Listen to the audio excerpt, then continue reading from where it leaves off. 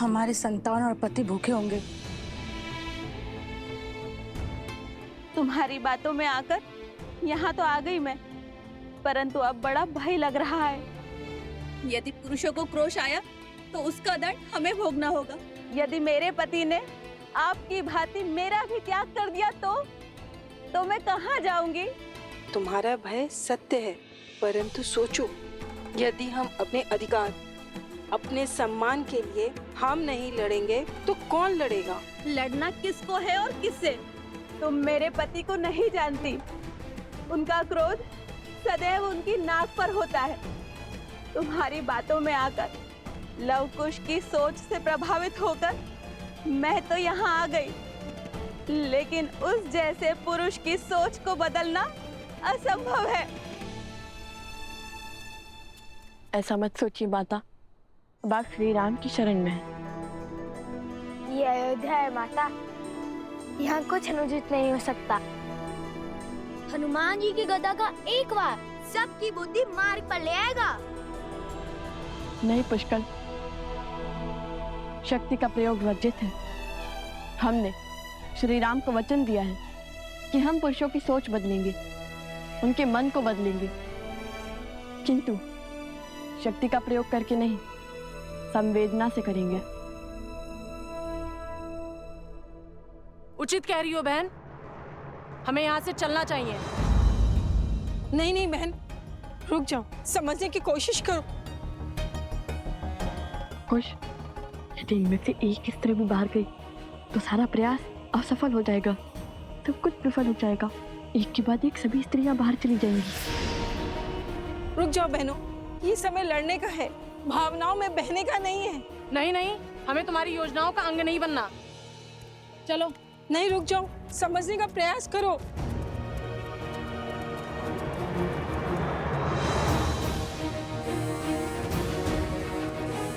जिनमें एकता नहीं, वो एक दूसरे की क्या संबल बनेंगी? ये समय एकता की शक्ति दिखाने का है, और आप लोग हैं कि यहाँ से एक दूसरे का विश्वास तोड़कर जा रही हैं।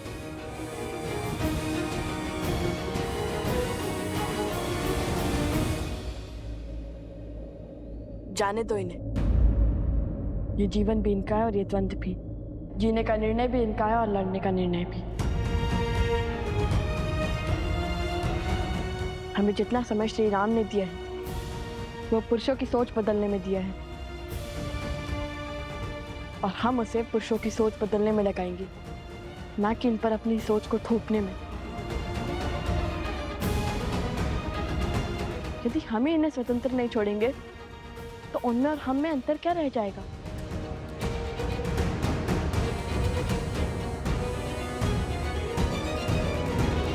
हनुमान जी की बात तो उचित लगती है। कदाचित वो सब अपनी इच्छा से कहीं चली गई हैं, क्योंकि श्री राम के होते हुए किसी आसुरी शक्ति का ऐसा दुस्साहस करना असंभव है। यदि ये तथ्य सत्य निकला तो आज मेरी पत्नी को मेरे प्रकोप से कोई नहीं बचा पाएगा।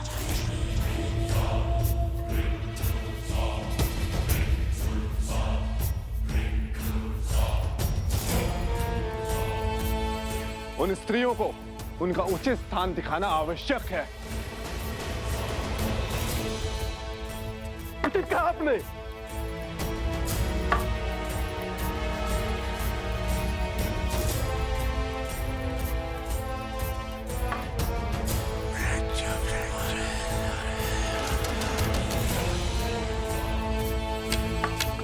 तो चलो फिर आगे बढ़े।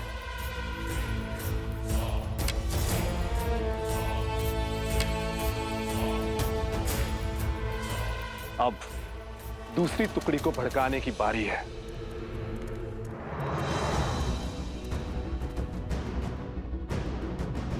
उधर देखा था आपने?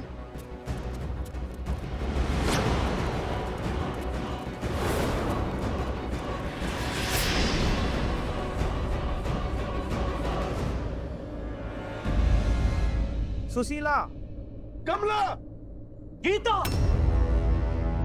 प्रातः काल से कहाँ थी तुम? बिना आज्ञा घर से बाहर पग कैसे धरा तुमने? विद्रोह की चिंगारी उठ रही है हमारे विरुद्ध। उल्लंघन करेगी पति की आज्ञा का। किसकी आज्ञा से घूंघट उठाया तुमने? घर से बाहर निकली।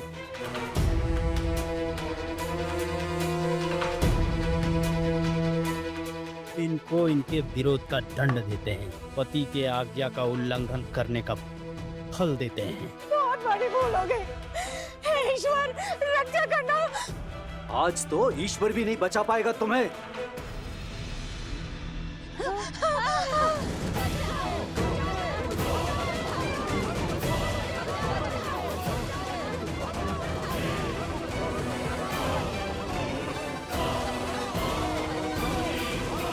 बचाओ, बचाओ, बचाओ।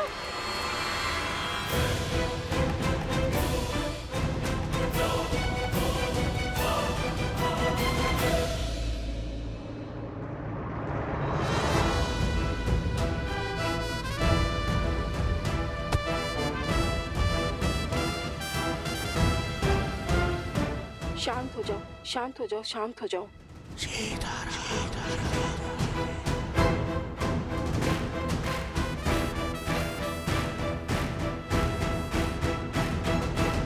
अब समझा तुम दोनों की चाल। तुम इन्हें भड़काया है ना इन्हें? हाँ, हमें पूरा श्रेय मत दीजिए, क्योंकि भले ही योजना हमारी थी, किंतु निर्णय आपकी पत्नियों का था। और आपकी पत्नियां बुद्धिहीन नहीं है, उन्होंने सोच समझकर विचार कर कर हमारा साथ दिया है। तुम हमारी पत्नियों को पथभ्रष्ट कर रहे हो। इस दुस्साहस का दंड अवश्य मिलेगा तुम्हें। ऋषि कुमार का कथन अनुचित नहीं है। हमारी स्त्रियां भी सम्मान के अधिकारी हैं।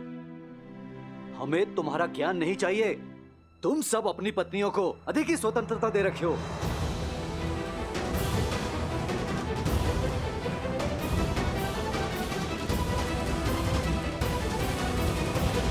हमने तो केवल स्त्रियों को उनके अधिकारों का स्मरण करवाया, उन्हें सम्मान का मोल समझाया। अब आप ही बताइए, हमने क्या अनुचित किया? क्या कभी आपने हमें मानव समझा? कभी खेत में काम करने वाली एक सेविका समझा, कभी वस्त्र धोने वाली सेविका, तो कभी भोजन बनाने वाली सेविका, तो कभी बच्चे पालने वाली सेविका। फिर भी हम स्त्रियों ने हमेशा आपको प्यार दिया, आपके घर को संवारा। हमें हमारा सम्मान चाहिए, तो उसमें अनुचित क्या है? मौन हो जा।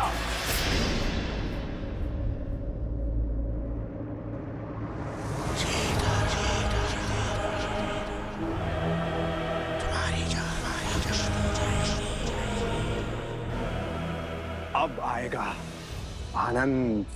उस रात्रि कहानी बनाकर तू किसी नाविक के साथ रुक गई थी, और आज ये सॉन्ग रचकर तुम मेरा अपमान कर रही हो।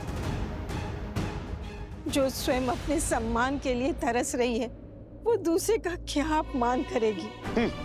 आपके क्षण भर के आवेश ने महारानी सीता से उसका संसार छीन लिया, उन्हें वनवास जाने के लिए विवश कर दिया। आपने मुझे घर से निकाल दिया, परंतु कभी भी सत्य जानने का प्रयास किया? अब तो हमें बल दिखाना ही होगा। नहीं, इन्हें अपना युद्ध स्वयं लड़ना होगा। यदि ये अपने स्वाभिमान के लिए नहीं उठेंगी, तो आने वाले वियोग में भी ये सम्मान नहीं पा पाएंगी। इस युद्ध की परिधि ये नारियां स्वयं निश्चित करेंगी। मूर्ख बालक, इन्हें लगता है ये महाराज सहस्त्रमुख की माया से बच जाएंगे। इतने वर्षों तक लोकापात और भेदभाव का जो बीज महाराज ने बोया है, आज उसका फल प्राप्त होगा। तो साहस की हर सीमा पार हो गई है आज। मुझे इस उद्दंड का दंड अवश्य मिलेगा। चल।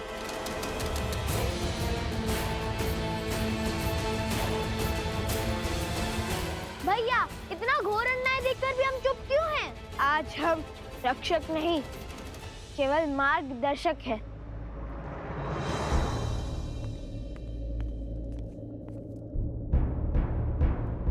महाराज, नगर द्वंद्व का दंश झेल रहा है। स्त्रियों और पुरुषों में घोर तनाव है। पुरुष स्त्रियों के हर तर्क को निरर्थक मान रहे हैं।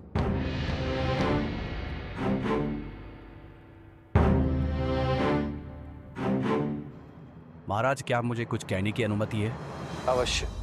महाराज, कहीं ये द्वंद्व समाज का संतुलन न बिगाड़ दे। महाराज, युगों से चली आ रही परंपरा को बदलने की आवश्यकता क्या है? जब तक लव कुश नहीं थे तब तक सब कुछ ठीक था। आज पुरुष और स्त्रियों के बीच जो भी कुछ हो रहा है उसका कारण केवल लव कुश है। उन्होंने पतियों को पूजने वाली स्त्रियों को पतियों के ही विरुद्ध खड़ा कर दिया है। महाराज, हमारे समाज में पतियों को परमेश्वर का स्थान दिया जाता है। महाराज, यदि हम आज इस प्रथा को बदलते हैं तो इसका दुष्प्रभाव समाज पर अवश्य पड़ेगा। हम इनसे सहमत हैं महाराज। स्त्रियों को पुरुषों का सम्मान करना चाहिए, उन्हें पूजना चाहिए। प्रतीत होता है स्त्रियों के साथ साथ सभा का सम्मान करना भी भूल गए हैं आप सभी।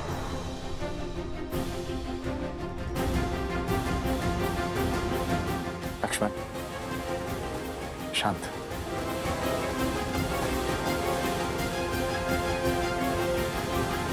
जो प्रथा समाज का ज्ञान बढ़ाए, जनजीवन को सफल बनाए, वही प्रथा समाज के लिए उत्तम और उचित है।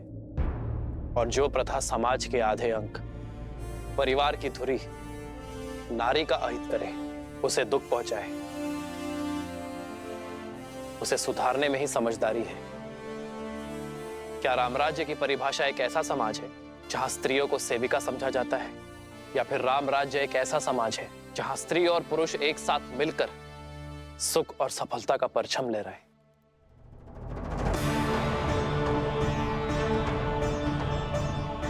एक स्त्री को दासी समझना हमारी संस्कृति का अपमान है।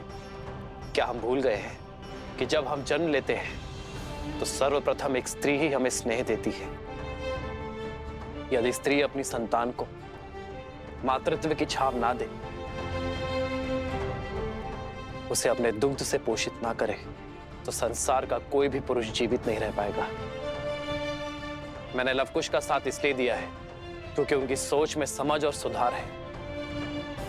आज हम जिस मोड़ पर खड़े हैं वो समाज का नया दौर है, जहां स्त्री और पुरुष कंधे से कंधा मिलाकर अपनी शक्ति से इस संसार को आगे बढ़ाएंगे। मुझे उन दोनों पर पूरा विश्वास है और मैंने उन्हें जितना समय देने का वचन दिया है उतना समय उन्हें अवश्य मिलेगा।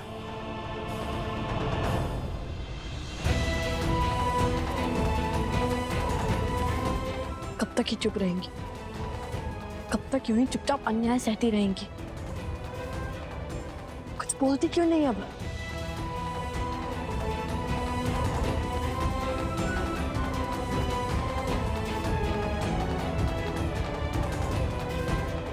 और अधर्म और क्रूरता। हे नारायण, रक्षा कीजिए।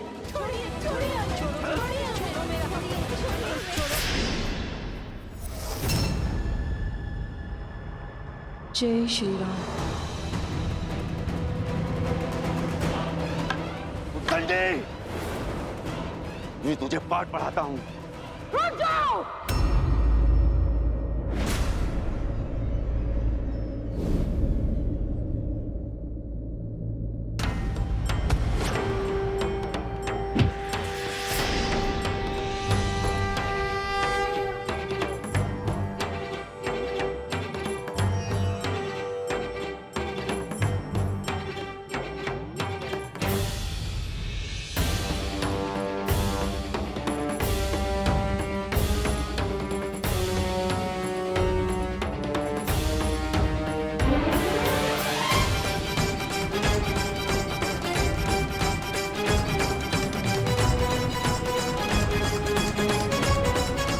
महाराज, घोर असंभव संभव हो गया महाराज।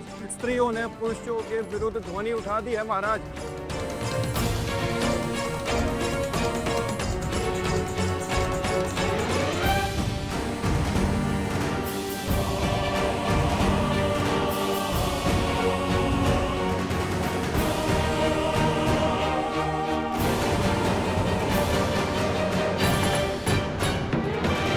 हमने अपमान के अनंत घुट पिए हैं, अनगिनत अत्याचार सहे, क्योंकि मुझे मेरी माँ ने सीख दी थी कि पति परमेश्वर है। किंतु आज मुझसे निकलकर मेरी बहू पर आई, तब मैं सह नहीं पाई हूँ।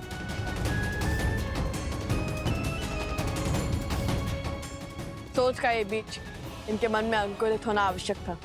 अब जब ये अपने सम्मान के लिए लड़ने को सच है, तो हम भी इनका साथ देंगे।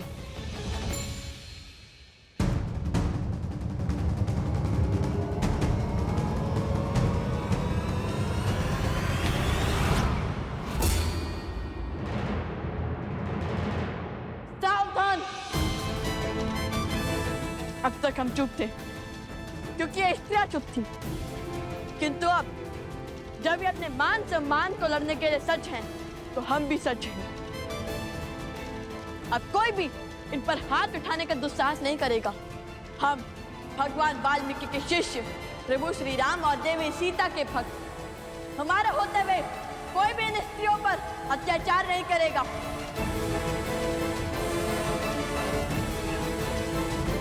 हम इनके साथ हैं, हम इनके साथ हैं, हम इनके साथ हैं। और फिर क्या हुआ? फिर वहां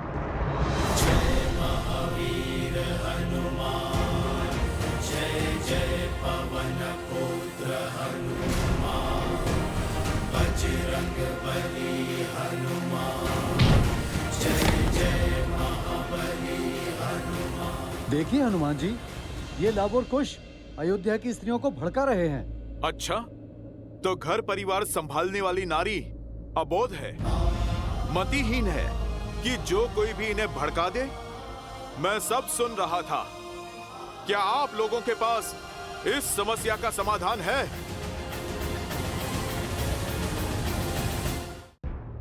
जिस योजना की अनुमति पिताश्री ने दी थी, उसे आकार देने का समय आ गया है। यदि अयोध्यावासी एक दिन में तुम्हारी बात मानेंगे, तो तुम्हारे उपाय को और आगे बढ़ाएंगे। मेरे पास एक उपाय है। यदि आप समझते हैं कि स्त्रियों का योगदान आपके जीवन में केवल खाना पकाना या फिर संतानों को संभालना ही है, यदि आप उन्हें अपने से कम और स्वयं से नीच आंकते हैं, तो ठीक है, केवल एक दिन अपनी पत्नियों के बिना अपना जीवन चलाकर दिखाइए।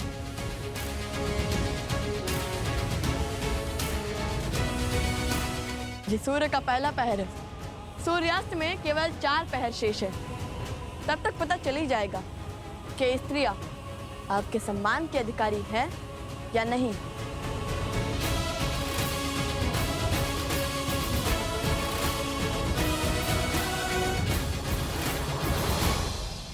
उचित ही तो कहा है लव कुश ने। क्या पुरुषों ने ये चुनौती स्वीकार करी?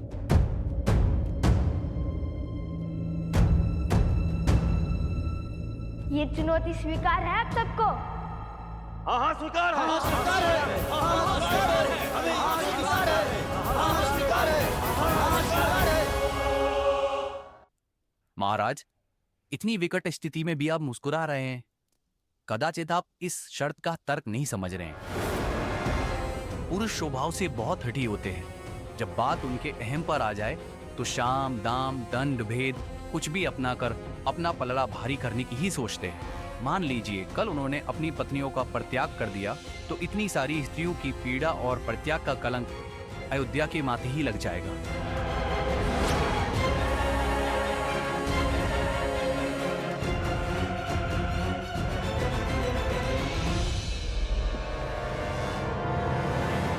आर्य समाज